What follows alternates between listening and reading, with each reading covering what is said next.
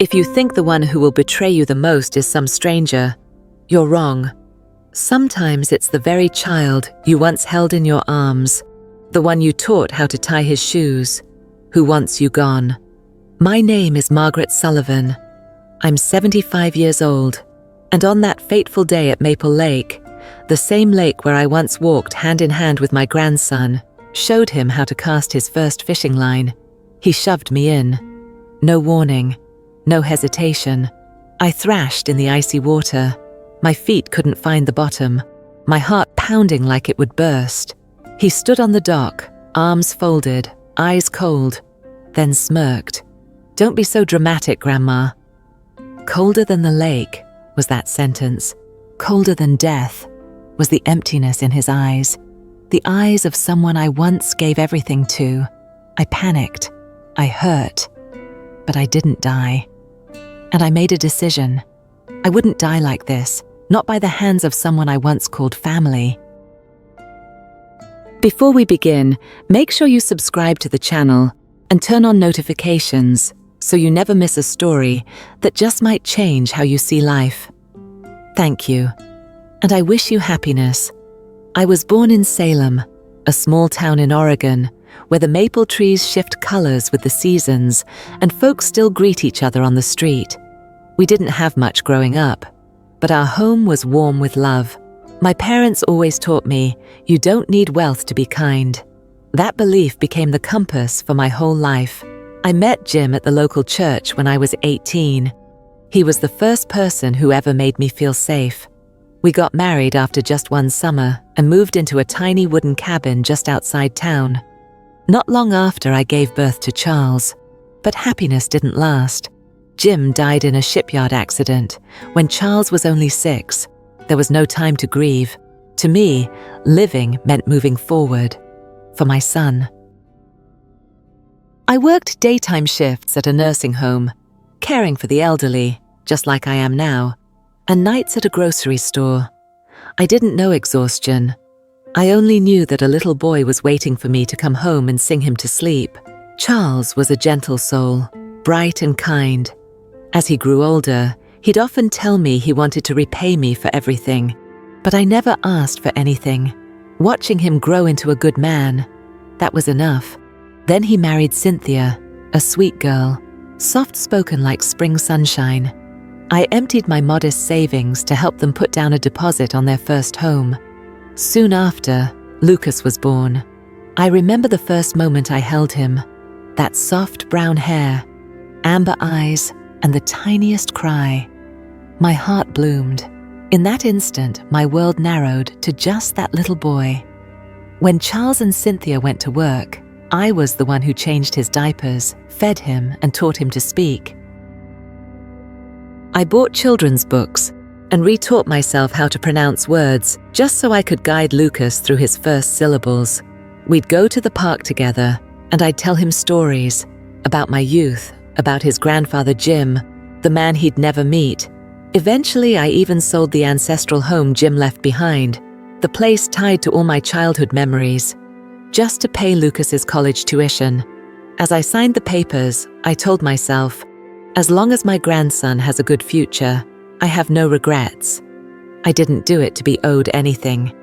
I did it out of love. I believed that love would be returned with love, but life has a cruel way of showing you that faith can be the most fragile thing of all. Some nights, I'd sit alone in that worn armchair, staring at the faint light filtering through the curtains, wondering, if I were to die tomorrow, would anyone remember what I gave up?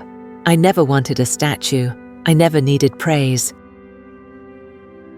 I only hoped that Lucas would grow into a man who lived with kindness, because love should never be a debt. It should be a gift. After Lucas graduated with honors in software engineering from the University of Oregon, he landed a position at a well-known tech company in Portland. I was so proud I could burst. Every time he called to tell me about the big projects he was working on or what he was learning, I listened like a child hearing a bedtime story. In my eyes, Lucas was still that little boy toddling through the backyard, clutching a crumbly cookie in his tiny hand. But then, the calls slowed down. Once a week turned into once a month. Then 3 months passed without a word. When I finally tried calling him back, all I got was, "Hi, this is Lucas. Leave a message." I made excuses for him. He was busy. Young people had so much on their plates, but deep down, I felt something cracking. A few years later, my health began to decline. I was diagnosed with high blood pressure and had trouble getting around. Charles and Cynthia offered to let me move in with them in a quiet suburb south of Portland. I agreed, though not without guilt. I never wanted to be a burden. Lucas had already moved out by then to live with his new girlfriend, Brittany, a young woman with blonde hair, sharp eyes, and a smile that never quite reached her heart. She worked in marketing, always spoke like she was selling something, every sentence smooth, rehearsed. From the start, I felt a chill from Brittany. She never spoke more than a couple of words to me, always kept her distance, and when she whispered to Lucas while I was nearby, I knew they were about me. I often pretended not to hear, but my heart still ached. Lucas changed too. He stopped calling me Grandma the way he used to, soft and full of love. Now it was just her, or the old lady. Once I tried telling him a story from his childhood, and he cut me off mid-sentence. "That was centuries ago, Grandma." I went quiet. That sentence pierced me like a blade of ice. At home, I stayed useful, doing dishes, cleaning floors, folding laundry. No one asked me to, but I wanted to feel like I still mattered. Sometimes Brittany would come home, see me folding clothes, and whisper to Lucas, "I told you, hiring a cleaner would cost less than keeping her here." I pretended not to hear, but my hearing was fine, and my heart, not yet silent. Over time, I realized I wasn't really part of the family anymore. I was just there, a presence, a shadow. One day, they threw a birthday party for Brittany. I wasn't invited. I only knew because I saw the leftover cake in the trash the next morning. The final blow came when I discovered that Charles had secretly transferred ownership of the house, the same one I helped them buy, into Lucas's name. The reason? For legal convenience. No one told me. I only found out because the papers fell out of a drawer. A wave of betrayal crashed into me like a tidal wave. I had sacrificed everything, not for glory, not for thanks, just to keep a family together. And now, what was I to them? A liability? A name on a deed? I said nothing, but inside, a fire was quietly lit. For the first time in years, I knew my silence would not last. I began writing a journal, not to complain, but to remember. Every look, every cold word, every lonely dinner I ate by the faint yellow light in the kitchen. I wrote to remind myself, this is real. The forgetting, the indifference, the way they were slowly pushing me to the edge. It wasn't in my head. I dug up old photos, letters Lucas had written to me when he was small, scribbled with childish handwriting. "I love you, Grandma." Those memories were my lifeline, my last thread of belonging, but even they were starting to fray. I noticed Brittany and Lucas whispering more often, their conversations quieter, their eyes darting when I walked in. One day, I heard her say, "We need to act soon, before she gets too weak." My heart clenched, but I didn't break. I just became sharper, more certain. Something worse was coming, so I stayed quiet. Not from fear, but to watch. Betrayal doesn't come all at once. It comes drop by drop, like water filling a glass, and mine was almost full. One afternoon, I overheard Brittany whispering to Lucas, "If she's not around anymore, this house will be ours." I froze. I didn't want to believe it. But that same day, Lucas invited me on a walk around Maple Lake, just like when he was little. For a moment, I thought maybe there was still a flicker of love in his heart. He drove me there, opened the car door for me, even wrapped a soft scarf around my shoulders. For a split second, I believed in redemption. I was wrong. As I stood on the old wooden bridge, the one where I used to walk him to school, where I told him stories about my first love, he approached from behind. His hand was cold, hard as stone, and then, a sudden, violent shove. I plunged into the freezing water. Before my body sank completely, I looked up and saw him, standing there, arms crossed, unmoving. "Don't be so dramatic, Grandma." I can't swim. Water flooded my nose, my mouth. I thrashed helplessly, arms flailing toward the sky. The light dimmed. For a split second, I truly thought this was it. But no, not yet. Anger and heartbreak surged in my chest. Inside, I screamed, "No! I will not die like this! Not by the hands of my own grandson!" By some miracle, a rotted tree branch floated nearby. I grabbed it, coughing up water, gasping for breath, clinging to it with every ounce of strength I had left. I clawed my way to the rocky edge. I don't know how long it took me to crawl ashore. But when I looked up, Lucas was gone. No trace, no emergency call, no apology, not even a glance back. I staggered forward, drenched, shaking, sand in my hair.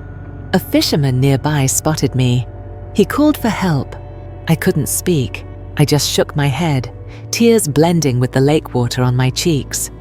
At the hospital, doctors diagnosed me with hypothermia and signs of acute trauma.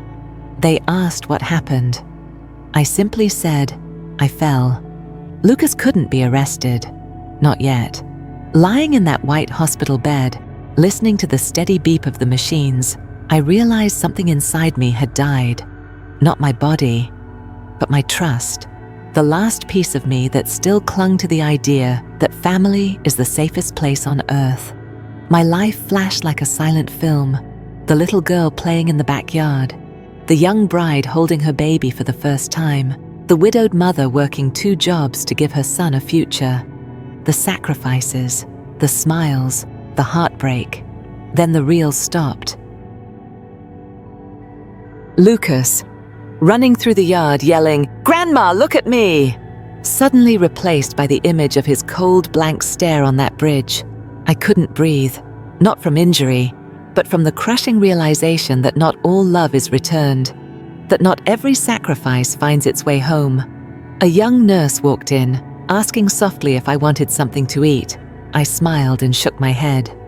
Inside, part of my old self disintegrated, but another part, stronger, sharper, began to take shape.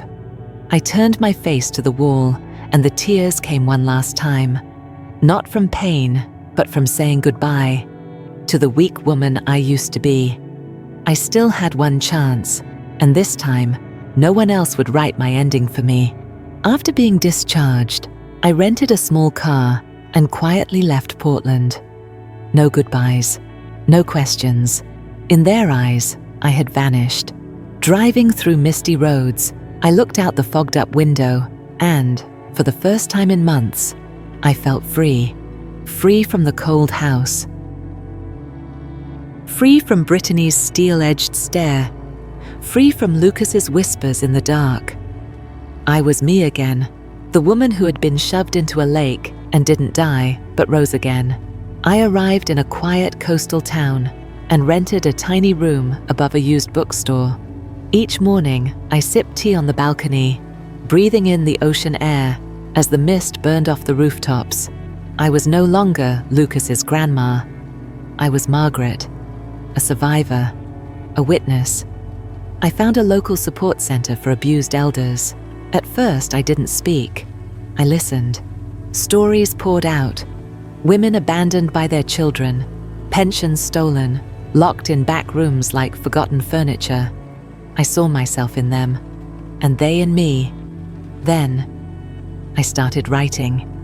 Not for revenge, but to prove we still have a voice. What Lucas did wasn't just a personal betrayal. It symbolized something larger, a society that has forgotten gratitude. And I a 75-year-old woman, was here to remind them. Each night, I sat at a small wooden desk, hand gripping a pen, beside a soft golden lamp. I wrote with everything left in my heart, the wounds, the grief, but also the quiet faith that my story mattered. I wasn't just writing for me.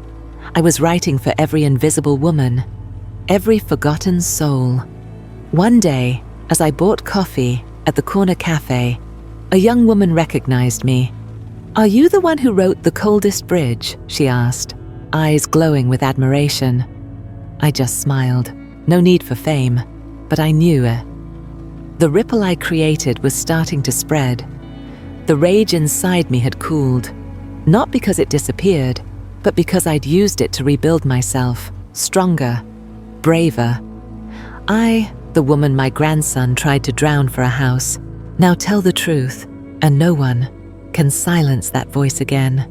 In the freezing lake, I remembered the first time I held him after he was born, his tiny hand wrapped around my finger.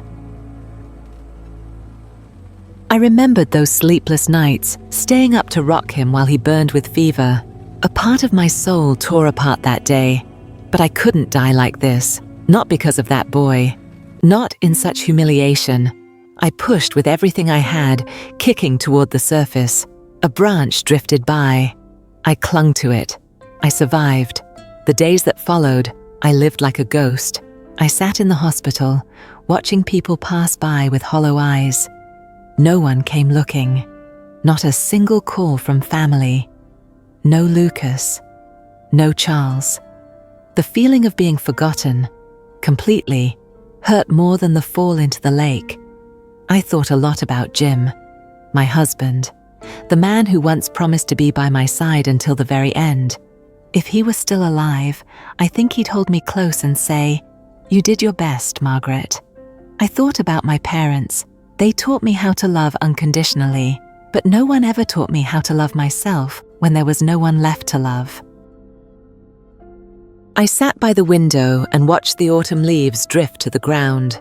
They reminded me of myself, once bright, once strong, now falling unnoticed. But somewhere deep inside, something stirred.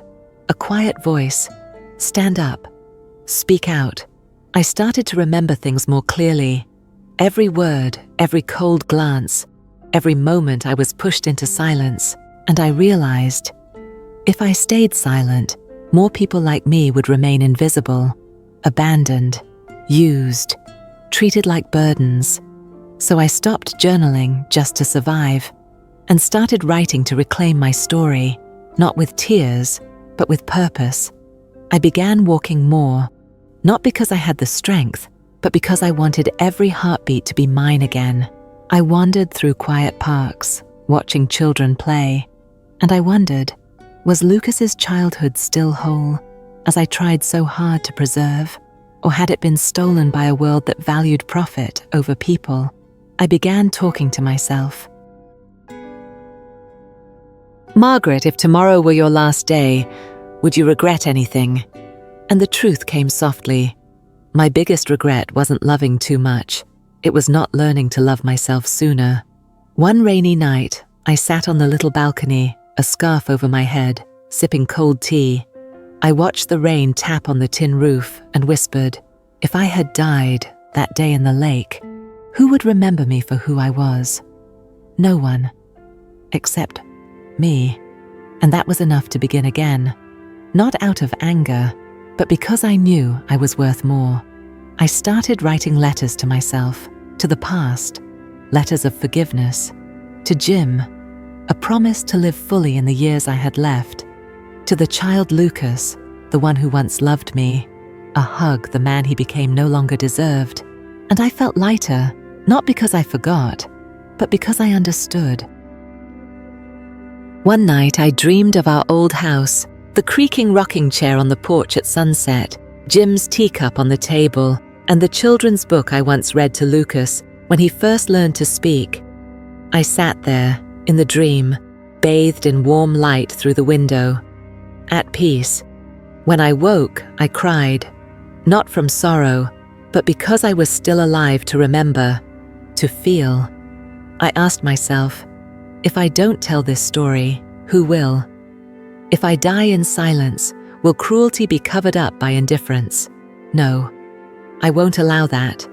Not just for me, but for those who are already falling through the cracks.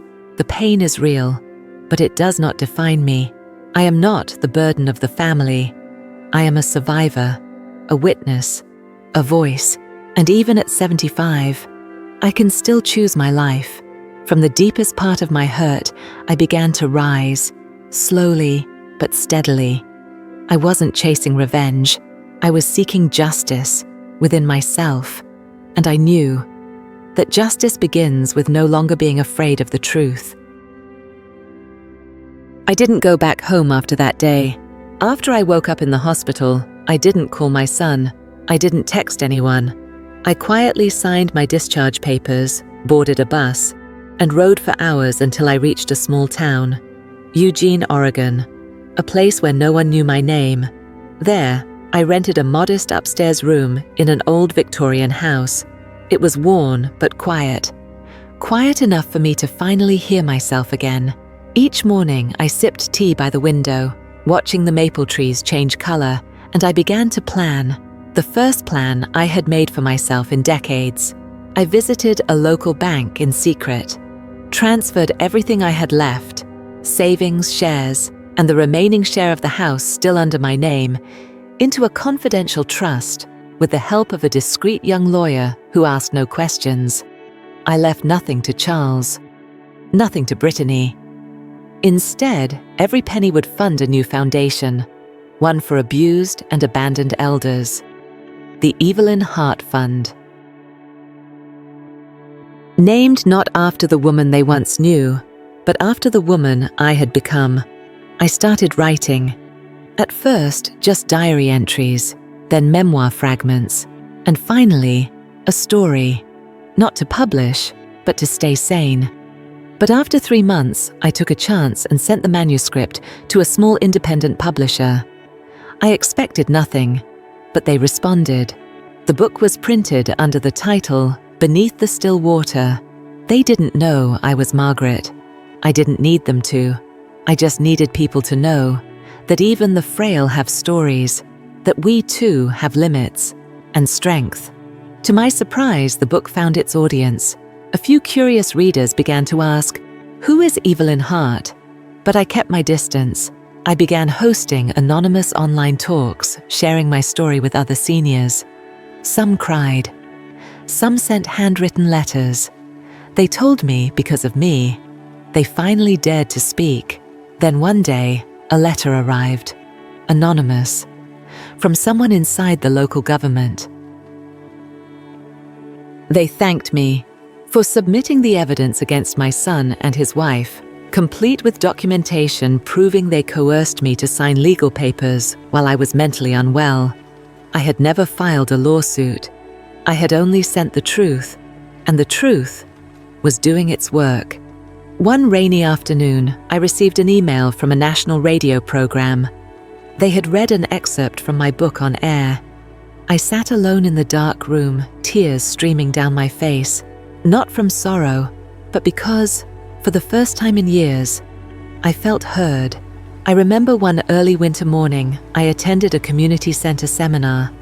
They invited me to speak, not as a victim, but as a survivor, a voice. I stood on that stage and looked out over rows of wrinkled faces, eyes that had seen suffering, and I understood. My story no longer belonged only to me. I spoke about rebirth, about autonomy.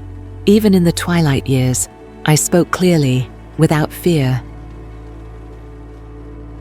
After the talk, an elderly man took my hand in his and cried, "You just pulled me out of the darkness." And in that moment, I knew I had made it through. That night, I came home, made myself a hot cup of tea, and opened my old journal. I wrote the final line. I didn't die at the bottom of that lake. I came back to life, brighter than ever. Not long after my book began circulating in the media, a small earthquake started shaking the lives of Charles and Brittany. A local newspaper published an investigative report on elder abuse and financial exploitation, and it didn't take long for everyone who had ever known me to recognize exactly which case it was about. They couldn't hide anymore. I wasn't the one who filed the complaint, but someone who believed, had sent the files I had quietly gathered to a journalist. Photos of bruises, audio recordings of Brittany's sharp voice pressuring me to sign legal documents. Even hidden camera footage of them arguing about getting rid of the old woman already. Piece by piece, the truth surfaced. One morning, police raided Charles's house. Neighbors watched from the sidewalk. I only found out from a short news segment. A couple under investigation for elder abuse. I didn't feel vindictive. I just sighed. Justice doesn't need my schedule. A few weeks later, I received a letter from Brittany. The handwriting was shaky. She was no longer the smug woman I once knew. She apologized, said their family was falling apart, said Lucas was showing signs of mental distress after everything came to light. I held the letter in steady hands, not because of hatred, not out of sympathy, just empty acceptance. Lucas sent me a letter, too, handwritten. The first thing he had ever written me in years that wasn't a request or a demand. He said he'd been ordered into therapy, said he had recurring dreams of me drowning in the lake. I didn't reply, but I kept the letter tucked in a wooden box next to the first draft of my book. One early morning, I got a call from a national TV show. They invited me to appear on a feature segment, Women Who Changed Their Destiny. I declined. I didn't need cameras. I only needed to keep living, keep sharing, keep writing. At the community library, I started teaching a small writing class for elders. Write to survive. They were grandmothers and grandfathers, forgotten souls, but each carried a fire. I taught them to tell stories, the same way I told mine to crawl out of darkness. Then one afternoon, a boy, maybe 10, sat quietly at the back of the class with his grandmother. After the session, he came up to me and asked, "Are you the woman from the book?" I smiled, didn't confirm, didn't deny. I just placed my hand gently on his shoulder and said, "Remember this, child. Kindness is the most precious gift you can give every single day." That night, I wrote again, not out of anger, but to forgive, to release them, to release me, to let go of the old world I once believed in. I write so the fire in my heart never fades. They tried to drown me at the bottom of a lake, but I didn't die. I became the wave. I live alone now, but I am no longer lonely. I've made peace with silence, with old scars, and with the hollow places that once ached without a name. I don't need revenge. I need peace, and now I have it. Every morning, I walk under red maple trees where the fallen leaves form a velvet path beneath my feet. The locals call me Gentle Evelyn. They know nothing of my past, and I don't offer it, because I've chosen to let it go. I no longer wait for my son to apologize. I don't hope for Brittany's regret or Lucas's redemption. They were part of the first chapters. I am now writing my next one. Forgiveness doesn't mean forgetting. It means accepting the truth and placing it behind you. I choose to forgive, not because they deserve it, but because I deserve peace.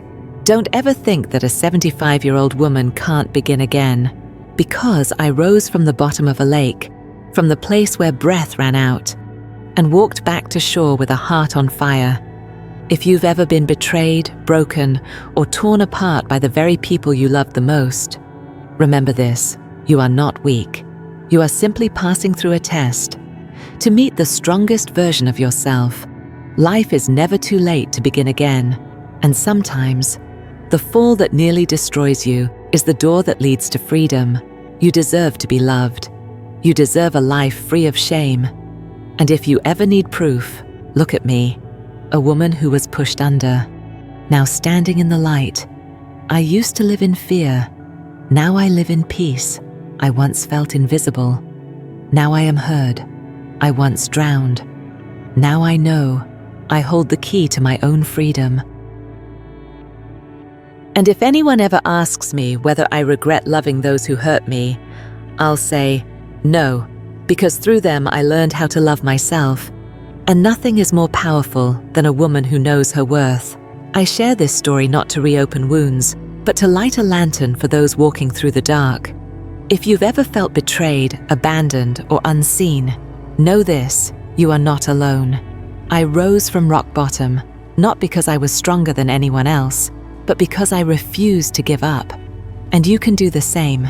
If my story touched your heart, made you pause, if it stirred something inside you, leave a comment below.